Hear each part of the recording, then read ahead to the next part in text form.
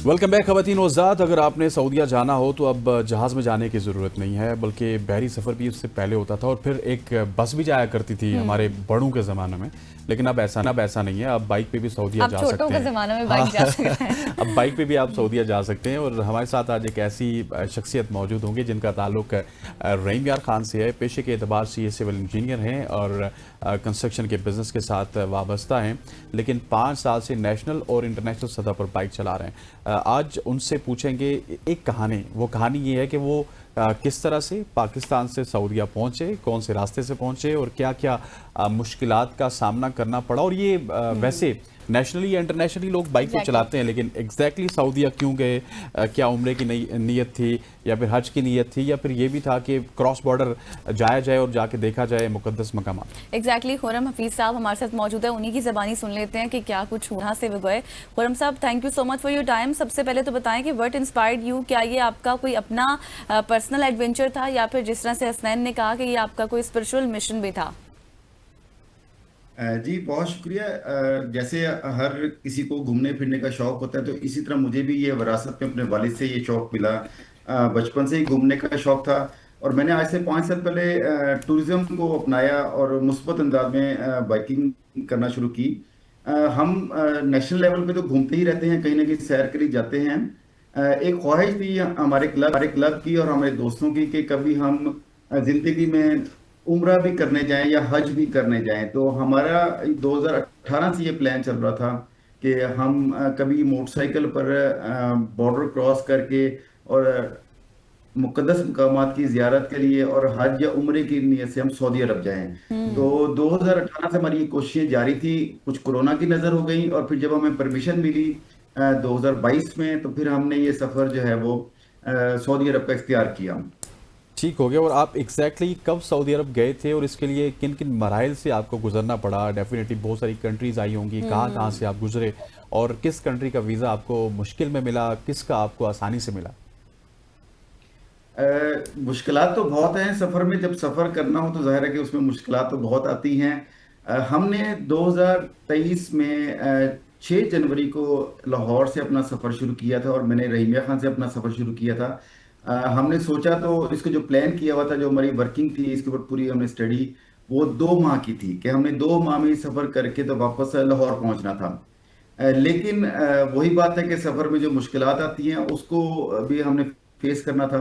तो ये हमारा तकरीबन 3 माह 13 दिनों का सफ़र था, जो मैं अपना काउंट करता अच्छा। हूँ कि मैंने ये 14,400 किलोमीटर जो है वो 3 माह 13 दिनों में कंप्लीट किया था। तो इसमें थोड़ा सा वेरी करता है कि कुछ दोस्तों ने ज़्यादा घूमा, कुछ लोगों ने कम घूमा। तो ये हमने फिर 2023 में अपना सफ़र जो है ये मुकम्मल किया था।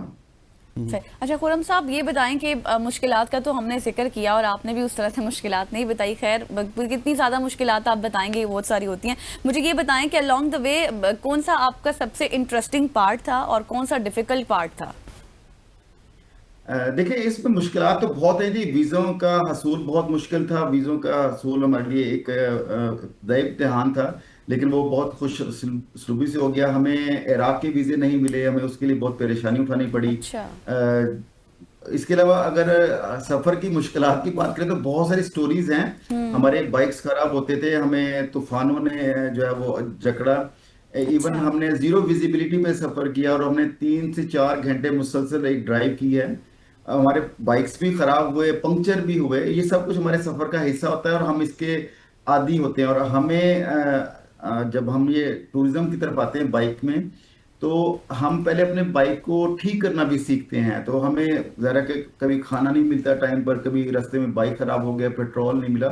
तो इस तरह की तो बहुत सारी स्टोरीज हैं कि जो मेरा दिल चाहेगा कि मैं शेयर करूंगा, लेकिन वक्त की कमी से जी। ठीक हो गया। अच्छा, जब ये हम बाइक जो मैंने पहले तो सवाल बहुत किया कुछ था फेस कर रहे होते हैं। खुरम साहब के, जिस तरह आपने इराक के वीज़े का तो गज़ल को बताया, कौन कौन सी ऐसी कंट्रीज थी जहां जहां से आप होते हुए सऊदीया तक पहुंचे? ये सफ़र तो बताइए ज़रा। जी, इसमें हमारा जो रूट प्लान था वो हमने यहाँ से पाकिस्तान से हमने ताफ्तान बॉर्डर से ईरान में एंटर हुए थे। अच्छा। और ईरान से फिर हम फेरी के जरिए शारजा एंटर हुए थे यूएई में। अच्छा। अच्छा। और यूएई का पूरा सफर करते हुए हम सऊदीया दाखिल हुए थे अलसिला अल बतहा बॉर्डर से। अच्छा। उसके बाद हमने इराक से होकर जॉर्डन और फिर उसके बाद जो है वो हमने वापस ईरान में दाखिल होना था, लेकिन चूंकि सिक्योरिटी पर्पस की वजह से ईरान में इराक का जो वो वीज़ा नहीं मिल सका, तो यही सफ़र फिर हमने वापस इसी रूट से दोबारा वापस कंप्लीट किया था। सही। लेकिन आप ये बताइएगा कि आपने यूएई का जिक्र किया, तो यूएई से एक रास्ता जाता है रियाज वाली साइड से भी, तो वो रास्ता आपके लिए आसान नहीं था?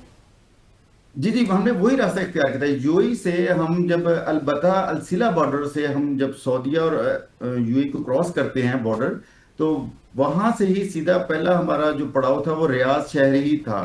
सही। अच्छा खुरम साहब, ये बताएं, अभी आप बाइक का जिक्र कर रहे थे, जाहिर है बाइक भी आपके पास कोई नॉर्मल तो नहीं होगी, उसकी मॉडिफिकेशंस भी होती होंगी, तो किस तरह का बाइक आपके पास है और टोटल आपका कितना इसके ऊपर एस्टिमेट कितना खर्चा लगा है? इसमें खर्चा तो हमारा काफी ज्यादा हुआ है। जाहिर है जो लोग हमने जाना इसको चाहते अभी हैं उन लिखा लोगों नहीं के लिए था। पूछना जरूरी है ना। हाँ। देखिए, इसमें हमारी वही बात थी कि हमने खाना क्या है और हमने रहना कहाँ पर है और हमारी ट्रैवलिंग कितनी होगी, वो चीज़ें काफ़ी मैटर कर रही होती हैं। तो इसमें हमारा मोर देन जो ना वो 10 लाख से ज़्यादा का खर्चा हुआ है पर पर्सन।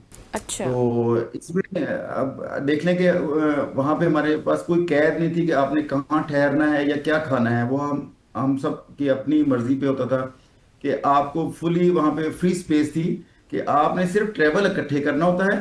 ठीक और है। हमारे जो मखसूस पॉइंट्स है कि जहाँ पे हमारी गैदरिंग्स होती थी, जहाँ पे हमें वेलकम या हमारी रिसेप्शंस होती थी जिन एम्बेसीज में या जिस कम्युनिटी के पास, तो वहाँ पे हमारा एक होता था कि आपने इन बाउंड रहना है ताकि सब लोग इकट्ठे हों। ठीक तो हो गया। अदरवाइज हमें वहाँ पे मुकम्मल छूट होती थी हमारे पास, क्योंकि टूरिस्ट वीजे थे।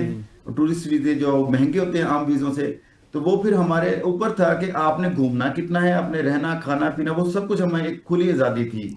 तो उसमें आप कह लें कि अप्रोक्सीमेटली हमारा 10-10 लाख से ज्यादा सही हो खर्चा गया हो खुरम गया। साहब, डेट वाज अमेजिंग जर्नी। आप एक जर्नी में गए, आपका बहुत बहुत शुक्रिया, thank you so much for जानिए। खवातीन हज़रात, अगर आप ये सोच रहे हैं कि आपने बाइक पे जाना है तो खुरम भाई ने आपको खर्चा भी बता दिया, तकरीबन 10 लाख रुपए आपके लगे। और 10 लाख रुपए अगर आपके पास हो तो फिर आप सऊदीया का रुख करें, क्योंकि आपने बहुत सारी कंट्रीज से होते हुए जाना पड़ता है। अगर नहीं है तो फिर वही 2.25 लाख का आप उम्रा कर लीजिए, ज़्यादा बेहतर है। यहाँ पे वक्त हुआ चाहता है एक शॉर्ट सी कमर्शियल ब्रेक का, ब्रेक लेते वापस आते हैं। Stay with us.